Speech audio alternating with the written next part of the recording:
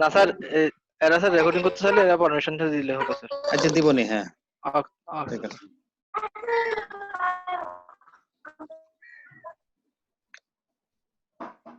তাহলে আমরা রেকর্ডিং শুরু হলো। আমি বিসমিল্লাহ বলে ক্লাস শুরু করছি। জি স্যার। শেয়ারিং করে দেই ম্যাটেরিয়ালটা।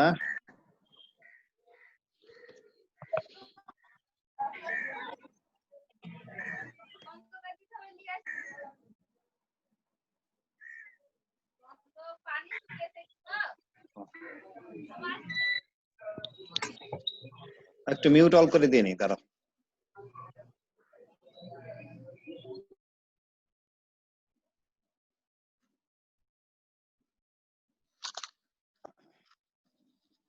গতকাল একটু শুরু করছিলাম, তবু আমি রিপিট করতেছি যেহেতু গত ক্লাসে সবাই ছিল না।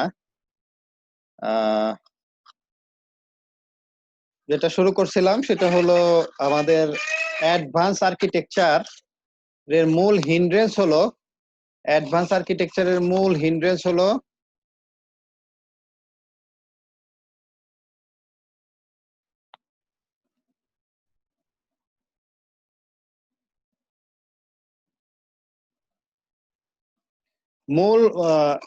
আর্কিটেকচার অর্থাৎ পারফরম্যান্স বাড়ানোর পথে অন্তরায় হইলো হ্যাজার্ড। হ্যাজার্ড আছে তিন ধরনের হ্যাজার্ড আছে। একটা হলো স্ট্রাকচারাল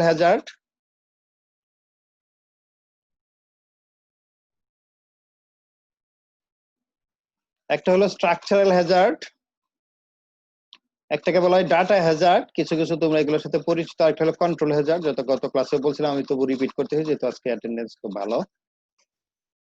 স্ট্রাকচারাল হ্যাজার্ড হলো যে attempt to use the same resources by two or more instructions। যদি একাধিক ইনস্ট্রাকশন সেম রিসোর্স ইউজ করে, যেমন রিসোর্স কি কি আছে, এলইউ একটা রিসোর্স, মেমোরি এটা একটা রিসোর্স, অথবা কোন একটা স্পেসিফিক যেমন অ্যাডার সার্কিট অথবা ফ্লোটিং পয়েন্ট অপারেশনস, এরকম এগুলাকে বলা হয় রিসোর্স। এই কোন একটা রিসোর্স যদি মাল্টিপল ইনস্ট্রাকশনস ইউজ করে, দুইটা ফ্লোটিং পয়েন্ট অপারেশন আসছে, একটা মাল্টিপ্লিকেশন আর একটা অ্যাডিশন, তাহলে এই দুইটা প্যারালালি এক্সিকিউট করা যাবে না। এটাকে বলা হয় structural Hazard. attempt to use the same resource by two or more instructions। একটা ইম্পর্টেন্ট ফ্যাক্টর হলো মেমোরি যে আছে, আমাদের র্যাম যে আছে, এই র্যামে ইনস্ট্রাকশন এবং ডাটা খুব ক্লোজলি কাপলড অবস্থায় থাকে। তার মানে একই মেমোরিতে ডাটাও থাকে, মেমোরিও থাকে, এটা তোমরা জানো। তাহলে নর্মালি ফেচ স্টেজে ইনস্ট্রাকশন ফেচ হয় ইনস্ট্রাকশন মেমোরি থেকে, আবার মেমোরি অ্যাক্সেস স্টেজে ডাটা মেমোরি রিড রাইট হয়। তাহলে এই ইনস্ট্রাকশন মেমোরি এবং ডাটা মেমোরি দুইটাই তো মেমোরি, তাহলে এদের মধ্যে একটা কনফ্লিক্ট হওয়ার সম্ভাবনা থাকে। এটাও এক ধরনের স্ট্রাকচারাল হ্যাজার্ড। এটার একটা সলিউশন আছে, কিন্তু কি সলিউশন? যদি আমরা ইনস্ট্রাকশন এবং ডাটাকে সেপারেট করতে পারি। যেমন তোমরা জানো লেভেল 1 ইনস্ট্রাকশন ক্যাশ এবং লেভেল 1 ডাটা ক্যাশ এটা সেপারেট, কিন্তু লেভেল 2, 3 এবং মেমোরি এরা সাধারণত কম্বাইন্ড থাকে। হ্যাঁ, ইউনিফাইড বলে এটাকে, ইউনিফাইড অর্থাৎ ইনস্ট্রাকশন এবং ডাটা কম্বাইন্ডলি থাকে, কিন্তু লেভেল 1 ক্যাশ সাধারণত ইনস্ট্রাকশন এবং ডাটা ক্যাশ সেপারেট থাকে। তাইলে এই প্রবলেমটা সলিউশন হয়ে যায়। ঠিক আছে। আর তাছাড়া আরেকটা হতে পারে সলিউশন কি, যদি একটা ফেচ হয় আরেকটা ফেচ করতে পারে না, অথবা একটা ফেচ হইলে মেমোরি যদি থাকে কনফ্লিক্ট হয়, তাহলে একটাকে স্টল করে দিতে হয়। এই ধরনের এক ধরনের সলিউশন আছে। ঠিক আছে, এগুলো একটু পড়ে নিও। ধরো এই 4টে ইনস্ট্রাকশন আছে, এটা কিভাবে এক্সিকিউট হবে, কি ধরনের প্রবলেম হয় সেগুলো আমরা একটু দেখার চেষ্টা করব। একটা হলো লোড ওয়ার্ড, একটা হলো স্টোর ওয়ার্ড, আর একটা হলো অ্যাডিশন, আর একটা হলো সাবট্রাকশন। এখন এমনি আমি একটু কমনলি বলি, লোড এবং স্টোর এই দুইটাই মেমোরির অপারেশনস। লোড করতে গেলে মেমোরি থেকে রেজিস্টারে নিয়ে আসাটাকে বলা হয় লোড। এই যে মেমোরি এইখান থেকে রেজিস্টারে নিয়ে আসাটাকে বলা হয় লোড। আর স্টোর কোনটা, এই রেজিস্টার থেকে এই মেমোরি লোকেশনে যাওয়াটাকে বলা হয় স্টোর অপারেশন। আচ্ছা, আবার আরেকটা ব্যাপার দেখো, অ্যাডিশন এবং সাবট্রাকশন নরমালি যেটা হবে, অ্যাডার এবং সাবট্রাক্টর সার্কিট সাধারণত একটাই থাকে। জানো যে অ্যাডিশন সার্কিট দিয়ে সাবট্রাকশনও করা যায়, টুস কমপ্লিমেন্ট ফরম্যাটে আমাদের সাবট্রাক্ট করা যায়। তাহলে যদি একটা মাত্র অ্যাডার সার্কিট থাকে তাহলে এখানেও একটা প্রবলেম হবে, আবার লোড এবং স্টোরের ক্ষেত্রে প্রবলেম হবে, কিন্তু আমরা সেই প্রবলেমের কথা এখনই বলছি না। এই চারটে ইনস্ট্রাকশন পাইপলাইনে কিভাবে এক্সিকিউট হয় সেটা আমরা দেখার চেষ্টা করি। প্রথমে ছিল লোড ওয়ার্ড, তারপরে ইনস্ট্রাকশন ছিল স্টোর, তারপরে অ্যাড, তারপরে সাব। ঘটনা কি হবে, লোড ওয়ার্ডটা প্রথমে ফেচ হবে, তারপরের সাইকেলে লোড ওয়ার্ডটা ইনস্ট্রাকশন ডিকোড স্টেজে চলে যাবে আর স্টোর ওয়ার্ডটা ফেচ হবে। এরপরের সাইকেলে লোড ওয়ার্ডটা এক্সিকিউশনে চলে যাবে, স্টোর ওয়ার্ডটা ইনস্ট্রাকশন ডিকোড হবে আর এডিশন ইনস্ট্রাকশনটা ফেচ হবে। ফোর্থ সাইকেলে লোড ওয়ার্ডটা মেমোরি স্টেজে চলে যাবে আর স্টোর ওয়ার্ড এক্সিকিউশনে আর এডিশনটা ডিকোড স্টেজে এবং সাবট্রাকশনটা ফেচ স্টেজে থাকবে। এইভাবে ইনস্ট্রাকশন গুলো আস্তে আস্তে এক্সিকিউট হবে। এইটা হলো নরমাল আমাদের। আর রাইট ব্যাক স্টেজে সাবট্রাকশনটা রাইট ব্যাক করে কমপ্লিট হবে। এই চারটে ইনস্ট্রাকশনকে যদি আমরা দেখি তাহলে এই যে দেখো, প্রথম ইনস্ট্রাকশনটা ধরো এইভাবে যাচ্ছে, তাহলে 5টা সাইকেল লাগবে। নেক্সট সাইকেলে এইটা লোড হবে, লোড না ফেচ হবে। তৃতীয়টায় এডিশন ইনস্ট্রাকশন ফেচ হবে। চতুর্থ জায়গায় সাবট্রাকশনটা ফেচ হবে। এটা হলো নরমাল আমাদের পাইপলাইনের সুবিধা, এটা তোমরা জানো। এখন যেটা বোঝানোর উদ্দেশ্য, এই যে দেখো ফোর্থ সাইকেলে ডাটা মেমোরি অ্যাক্সেস হবে লোডের ক্ষেত্রে, তাই না? এখানে মেমোরির থেকে ডাটাটা রেজিস্টারে নিয়ে আসবে, এটাকে বলা হয় লোড। আর এইখানে যে সাবট্রাকশন ইনস্ট্রাকশনটা, এটা মেমোরি থেকে ইনস্ট্রাকশনটাকে ফেচ করবে। তাহলে এটা একটা মেমোরি কনফ্লিক্ট হবে। এটা সলিউশন বলে দিলাম যে সেটা হলো ইনস্ট্রাকশন মেমোরি এবং ডাটা মেমোরি যদি সেপারেট করা, এবং সেটা বর্তমান নিউ আর্কিটেকচারে ইনস্ট্রাকশন ক্যাশ এবং ডাটা ক্যাশ যেহেতু আলাদা, কাজে এই কনফ্লিক্টটা আর হয় না। আচ্ছা, যদি কোনো কারণে এরকম হয় ঘটনা যে ধরো এখানে একটা ইনস্ট্রাকশন ফেচ হলো, পরবর্তীতে এই ইনস্ট্রাকশন আসা পর্যন্ত যদি কোনো কারণে এটাকে ফেচ করতে সমস্যা হয়, মেমোরি কনফ্লিক্ট হয়, সামথিং হয়, তাহলে আমরা সাধারণত যেটা করি সেটা হলো পাইপলাইন একটা বাবল দিয়ে দেয়। বাবল মানে হলো নো অপারেশন যাবে, আস্তে আস্তে পরবর্তী সাইকেল গুলোতে নো অপারেশন যাবে। তার মানে ওই সাইকেলটা এমটি যাবে। একটা ওয়াগন খালিও আমরা পাঠাতে পারি, তাই না? ট্রেন যখন যায় দেখবা যে ওয়াগন গুলা যখন মালামাল নিয়ে যায় তখন তো এটা ফিল আপ থাকে, যখন মালামাল না নিয়ে যায় তখন এটা এমটি থাকে। অনেকটা সেরকম এই ইনস্ট্রাকশন গুলা এই ওই ওই ওই পার্টিকুলার সাইকেলে সমস্ত স্টেজে এটা একটা বাবল যাবে, যেটাকে বলা হয় স্টল বলে, এটাকে বলা হয় স্টল।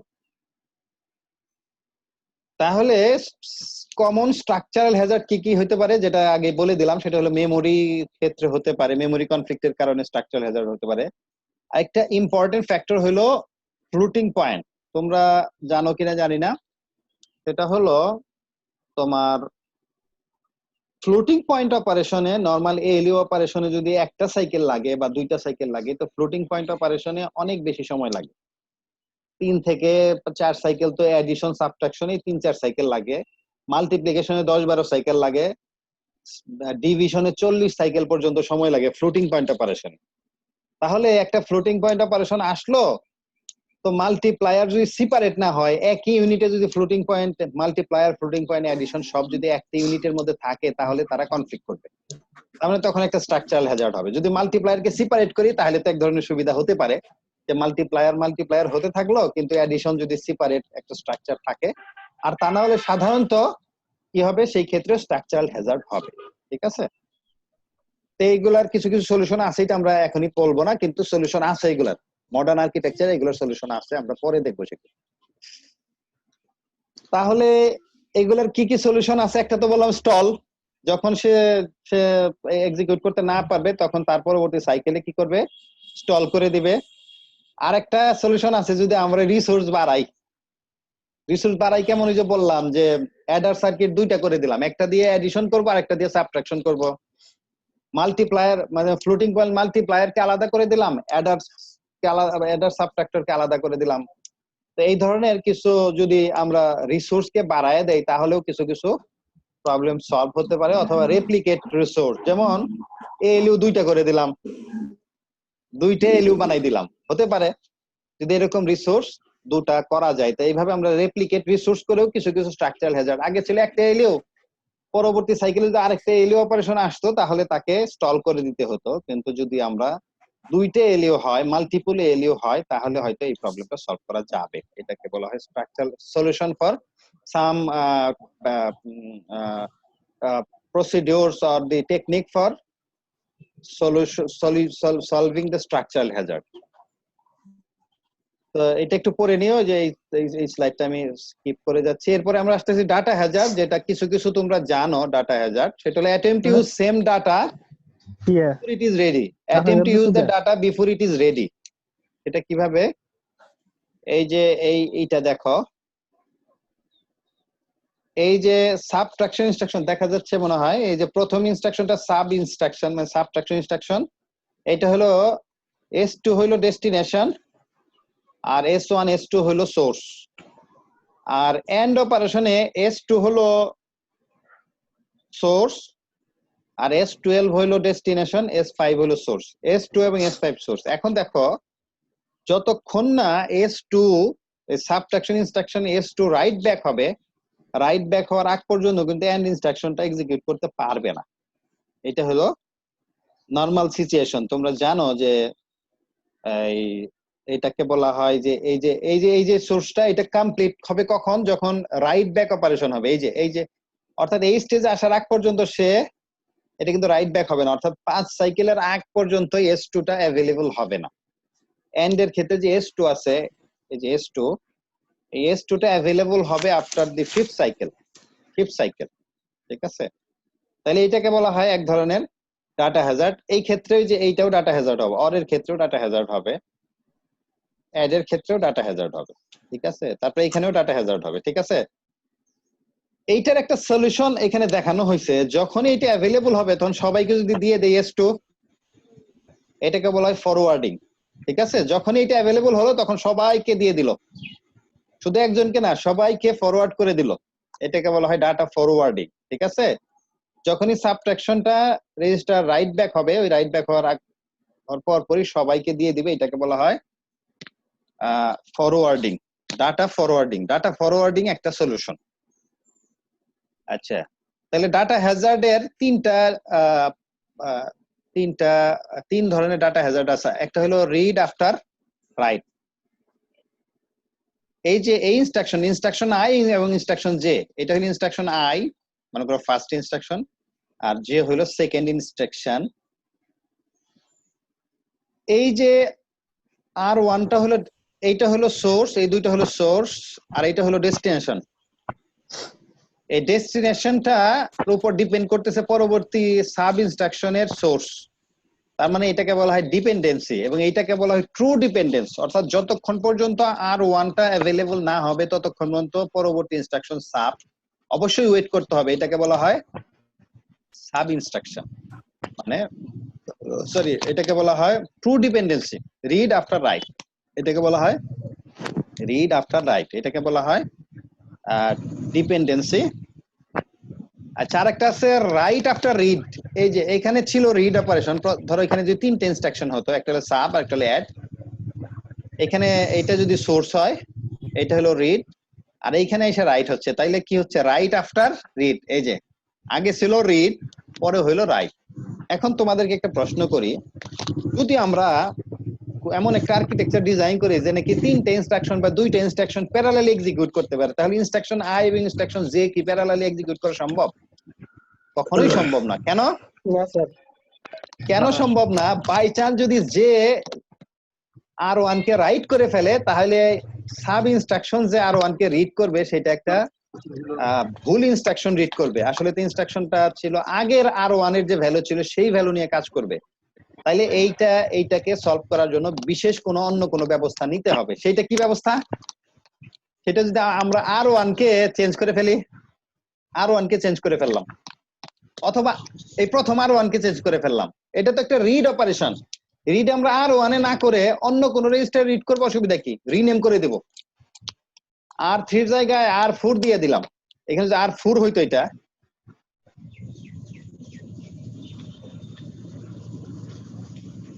এটা হলো R4 মনে করো, এটা হলো এইটাকে যদি R4 নামে রেজিস্টার নাম দেই, R4, ঠিক আছে, R4, এই R1 কে যদি R4 করে দেই তাহলে কিন্তু এই সমস্যাটা থাকে না। এটাকে বলা হয় অ্যান্টি ডিপেন্ডেন্স, এবং এইটাও সলিউশন করা যায় রিনেমিং এর মাধ্যমে। এটা আমরা পরবর্তীতে জানবো, জাস্ট এখন শুধু জেনে রাখো যে আমরা এটা রাইট আফটার রিড কে অ্যান্টি ডিপেন্ডেন্স বলে, এবং এই অ্যান্টি ডিপেন্ডেন্স কে সলিউশন করা যায় রিনেমিং এর মাধ্যমে। আরেকটা আছে রাইট আফটার রাইট।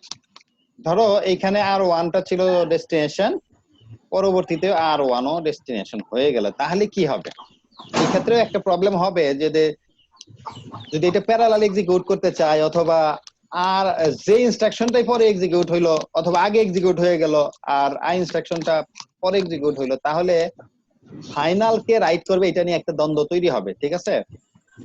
এই দ্বন্দ্ব সলিউশন করা যায় রিরাইটের মাধ্যমে, অর্থাৎ রেজিস্টারকে যদি রিনেম করা যায়, এখানে R1 না দিয়ে এখানে যদি R5 দিয়ে দেই, দুইটা রেজিস্টার আলাদাভাবে রিড হলো, এবং লাস্টেরটা এখানে তখন এই যে R1, এটা তখন এটা যদি R4 হয়, এইটাও R4 হবে, এতটুকু চেঞ্জ করতে হবে, কিছু চেঞ্জ করতে হবে। এই আউটপুট ডিপেন্ডেন্স বলে, রাইট আফটার রাইট কে বলে আউটপুট ডিপেন্ডেন্স, আর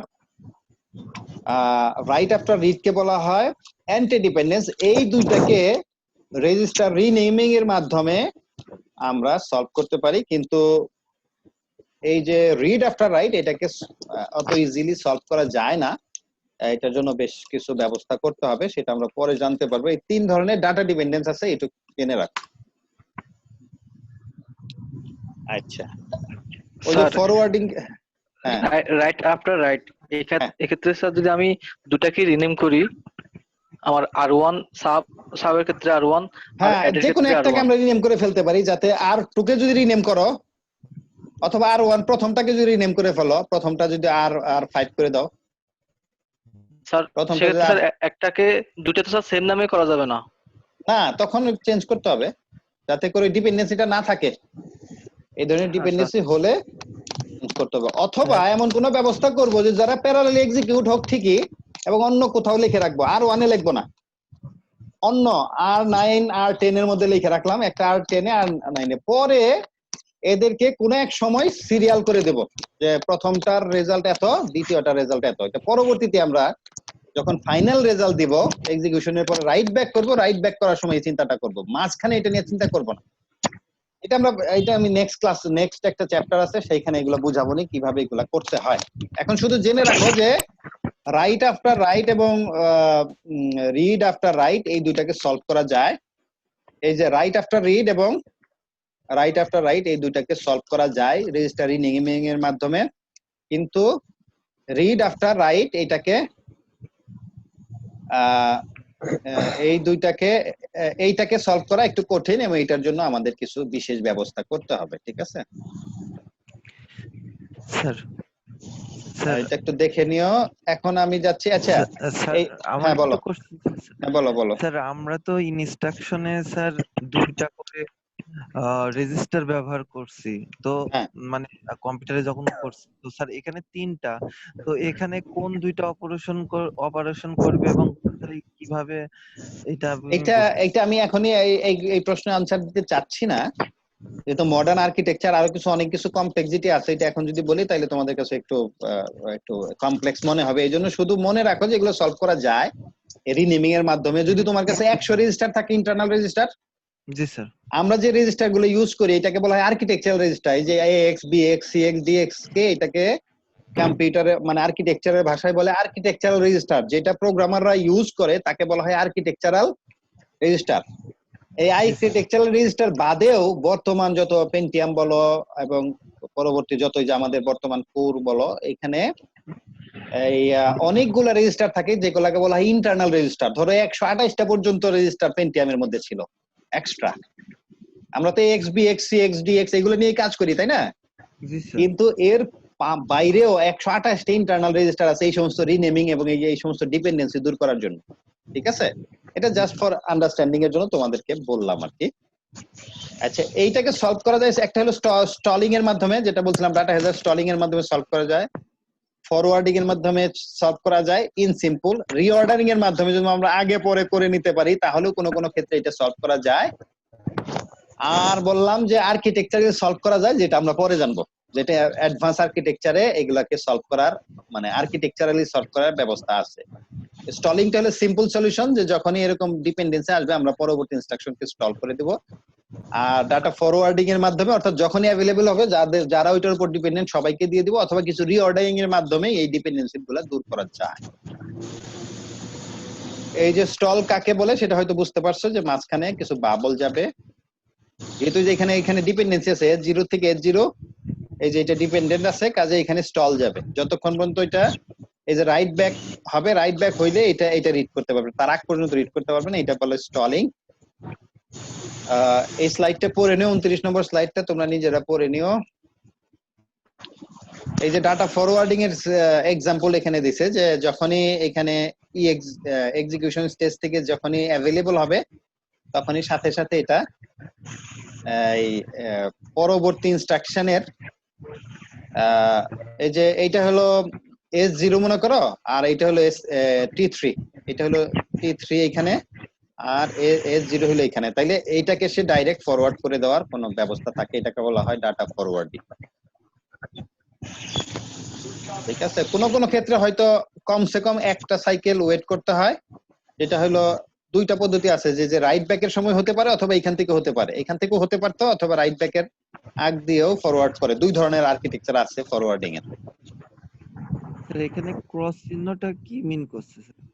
ক্রস চিহ্ন মানে ওইখানে সাথে অ্যাভেলেবল ছিল না, ওয়েট করতে হইতো, তাই বোঝাচ্ছে যে এটা ডিপেন্ডেন্ট।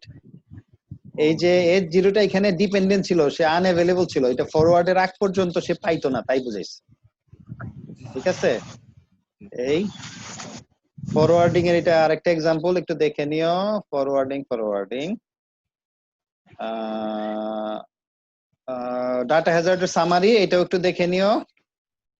আমি এখন কন্ট্রোল হ্যাজার্ডে যাব। কন্ট্রোল হ্যাজার্ডটা কিছুটা হয়তো তোমরা জানো, ইফ দেন এলস কাজ করছো না, ইফ দেন এলস, অথবা লুপের তো কোনো অভাব নাই, দুনিয়াতে যত প্রোগ্রাম আছে সবগুলাতে তো লুপ আছে, নইলে ইফ দেন এলস আছে, তাই না? এই ইফ দেন এলসটাই হলো কন্ট্রোল ইনস্ট্রাকশনস বলে।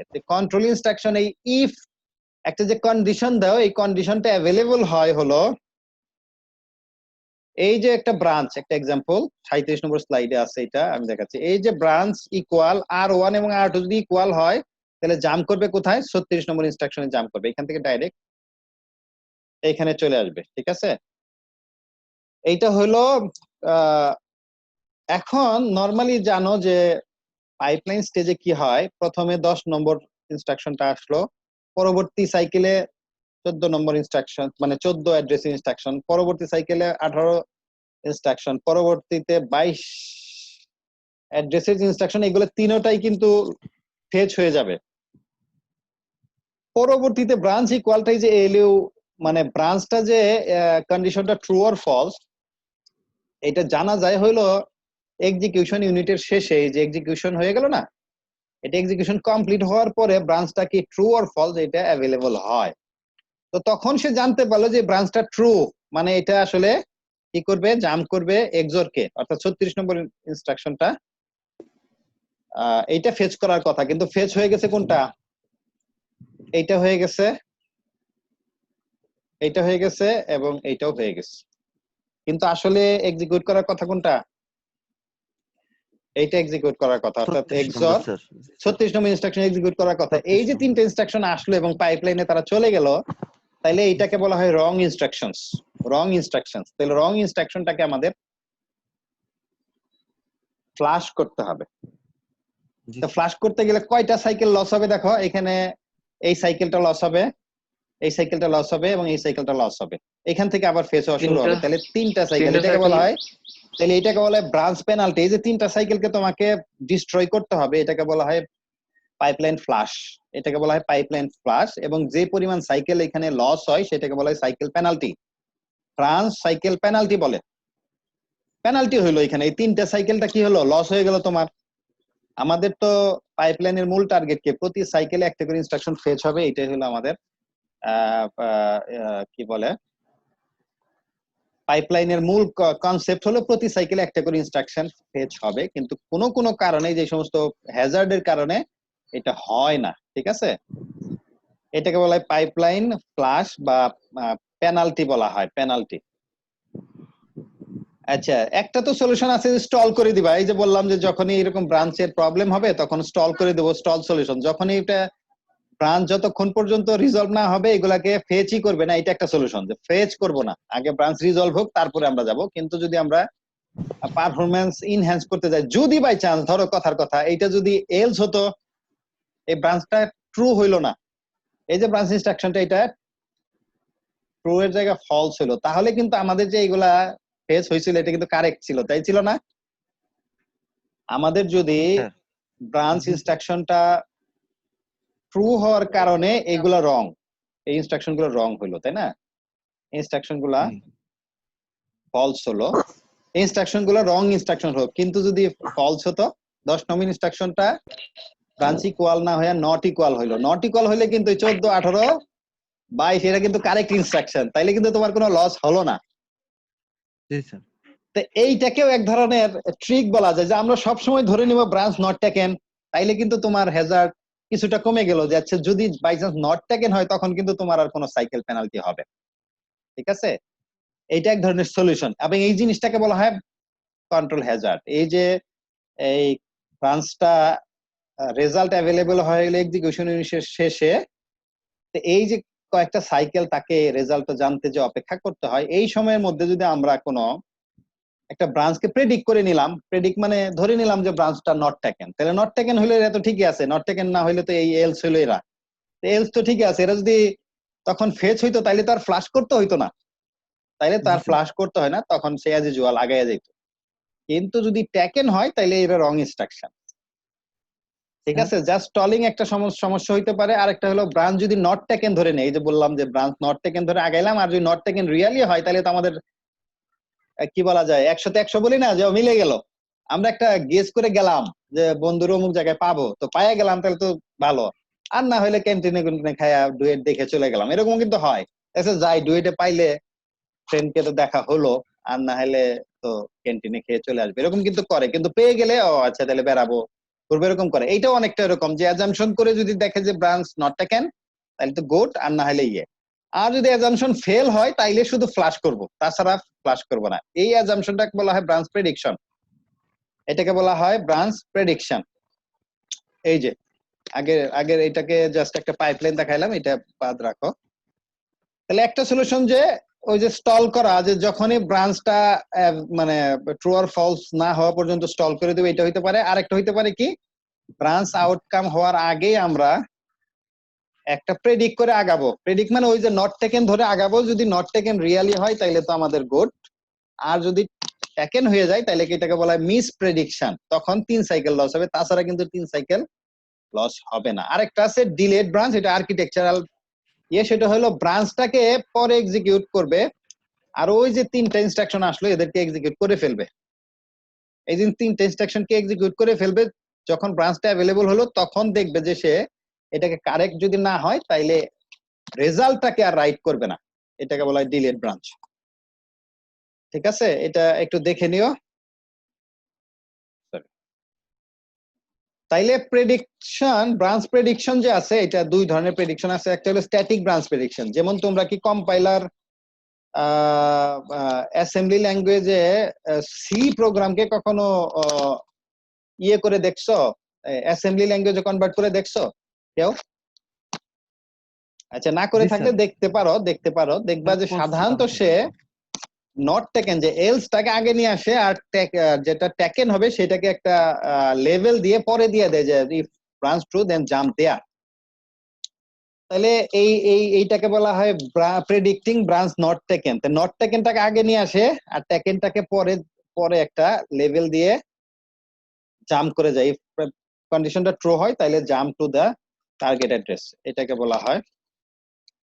এই যেমন এখানে ব্রাঞ্চ ছিল, তাহলে একটা একটা এখানে একটা স্টল হবে, তার পরবর্তী কাজ হবে। টার্গেট অ্যাড্রেস যদি এখানে থাকতো, এখানে এইদিকে যদি কোনো টার্গেট অ্যাড্রেস থাকতো, তাহলে একটা বাবল হইলেও সে সমাধান করতে পারতো। ঠিক আছে, অর্থাৎ যখনই এই এই যে ব্রাঞ্চটা অ্যাভেলেবল হবে তখন কোথায় টার্গেট অ্যাড্রেসে সে জাম্প করবে, কিন্তু নতুন যে পিসি ফেচ হবে সেটা এখান থেকে এই বাবলের পরে এসে সেই নতুন নিউ ইনস্ট্রাকশনটা ফেচ হবে।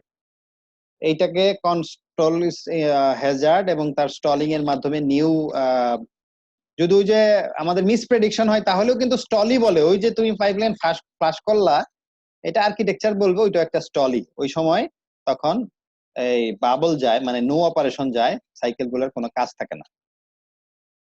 আর যদি কারেক্ট প্রেডিকশন হয় তাহলে কিন্তু আর আমাদের কোনো লস হয় না। প্রেডিকশন যদি কারেক্ট হয় তাহলে আমাদের 100 তখন আর কোনো সমস্যা নাই, আমাদের আমাদের পারফরমেন্স তখন বাড়বে। আর যদি ইনকারেক্ট প্রেডিকশন হয়, যেটা বলছি, ইনকারেক্ট প্রেডিকশন হইলেই শুধুমাত্র আমাদেরকে ফ্লাশ করবে, এটাকে বলা হয় ইনকারেক্ট প্রেডিকশন, এটাকে বলা হয় পাইপলাইন ফ্লাশ। এই হইলো মোটামুটি 3 ধরনের হ্যাজার্ড আছে। এই হ্যাজার্ড দূর করাটাই আমাদের নিউ যে আর্কিটেকচার, এই হ্যাজার্ড দূর করাটাই হইলো আমাদের মূল মূল টার্গেট হবে। আমাদের যে ইনস্ট্রাকশন লেভেল কি বলে, প্যারালেলিজম বলে, আমরা যে আমি নেক্সট লেকচার যেটা দিব সেটা ইনস্ট্রাকশন লেভেল প্যারালেলিজম। আমরা ইনস্ট্রাকশনকে কিভাবে প্যারালালি এক্সিকিউট করতে হবে তার জন্যই আমাদের নিউ আর্কিটেকচারে ব্যবস্থা থাকবে। আচ্ছা ঠিক আছে, লেকচার শেষ। তোমাদের যদি কোনো প্রশ্ন থাকে এটা ডাউনলোড করে নিও, লেকচার আমি আপলোড করে দিচ্ছি মোটামুটি। আরো কোনো প্রশ্ন থাকলে বলো, আমি শেয়ারিং ক্লোজ করে দেই নাকি? স্যার আমার একটা কোশ্চেন আছে স্যার। হ্যাঁ বলো।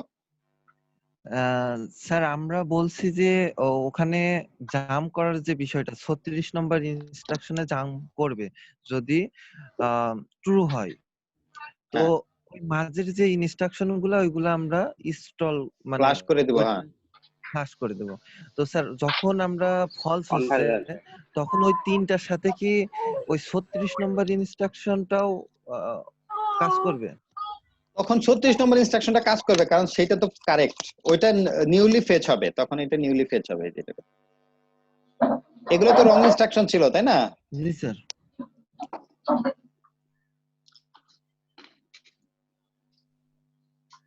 এগুলো তো রং ইনস্ট্রাকশন ছিল, তাই না? এগুলো রং ইনস্ট্রাকশন ছিল। জি স্যার। সরি, এটা তো সরি এটা তো ফরওয়ার্ডিং। Sorry, control.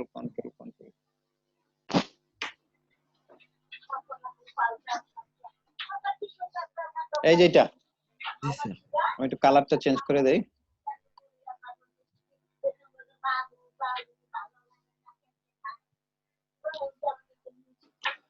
স্যার রংগুলোকে লাল করে দিন। হ্যাঁ, অসুবিধা নাই, আমি সবুজ করে দিলাম একটু। এটা যেহেতু এলস ধরে আগাইছে, তাহলে এটা চলে আসছে, এটা চলে আসছে, এটাও চলে আসছে, কিন্তু আসার কথা হলো তারপরেরটা। জি স্যার। এক্সপার আসার আমার কথা স্যার। কোশ্চেন হচ্ছে স্যার, মানে এক্সোর আসার কথা, কিন্তু এরাও তো চলে আসছে। এই চারোটাই আসছে, মনে করো এইটাও আসছে, এইটাও আসছে, এইটাও আসছে, এইটাও আসছে, কিন্তু এরা তো রং। এই তিনটা ইনস্ট্রাকশন রং ইনস্ট্রাকশন, এই তিনটা ইনস্ট্রাকশন রং। এটা কারেক্ট আছে, এটা কারেক্ট আছে। হ্যাঁ বলো, কোশ্চেনটা আমার বলো। কোশ্চেনটা হচ্ছে স্যার, আমরা তো বলছি যে এগুলা রং চলে আসছে যার কারণে প্লান্টিং, তো যখন ফলস মানে এইটাই ফলস, মানে এই হ্যাঁ, তিনটা ইনস্ট্রাকশনটাই কারেক্ট, তো হ্যাঁ, সেই সময় কি এক্সর এক্সোর, হ্যাঁ সেখানে অপারেশনটাও এখানে একটা ইনস্ট্রাকশন দিতে হবে, সেটা হলো এক্সিট। এখানে একটা এক্সিট লেখা থাকবে, এখানে একটা এক্সিট ধরো থাকবে, যেটা তখন এখান থেকে যে জাম্প করা সেই ইয়েতে চলে যায়। ধরো এটা হলো যেখানে নো অপারেশন আছে, তাহলে এখান থেকে সাধারণত ইফ এর ক্ষেত্রে এলস যে লিখি না, এলস এর ক্ষেত্রে এই ধরনের একটাই থাকে, যে একটা এক্সিট থাকে, যে সেখানে এইটা যেন এক্সিটটা এক্সিকিউট না হয়, পরবর্তী ইনস্ট্রাকশন যেটা কমন জায়গায় যেটা মিলবে সেখানে চলে যাবে, কমন পয়েন্টে চলে যাবে, সেখানে জাম্প করবে। এই ধরনের একটা ইনস্ট্রাকশন, এটা জাস্ট বোঝানোর জন্য দেখাইছি, তো এটা রিয়েল না, জাস্ট একটা example. Normally if then else সাধারণত এখানে একটা জাম থাকে, আনকন্ডিশনাল জাম, যেটা জাস্ট ওই ইফের থেকে বের হয়ে যাওয়ার একটা ইনস্ট্রাকশন থাকে। যদি বাই চান্স এলসে ঢুকে, তাইলে যেন এইটাই এক্সিকিউট না হয় তার জন্য একটা, বা এখানে আরো যদি 2-4টা ইফের মধ্যে যে আরো ইনস্ট্রাকশন থাকতো সেগুলোর পরে গিয়ে এই এক্সিটটা হতো, তখন এখান থেকে ডাইরেক্ট এক্সিট হয়ে যায়। এটা হলো নরমালি যখন ইনস্ট্রাকশন কম্পাইলার কম্পাইল করে, তখন মাঝখানে একটা এক্সিট দিয়ে দেয়, যে যাতে এই ইফের অংশ এলসি যদি ঢোকে, জানি ইফের অংশগুলো এক্সিকিউট না হয়, তার একটা ব্যবস্থা থাকে। ঠিক আছে, আর কোনো কোশ্চেন?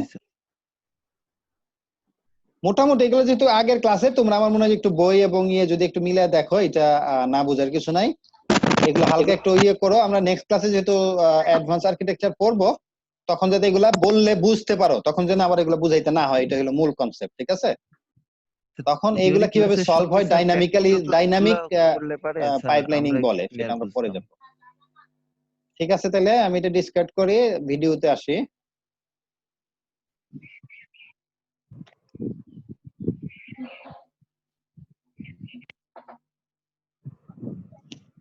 হ্যাঁ, আর কোনো কথা থাকলে বলো।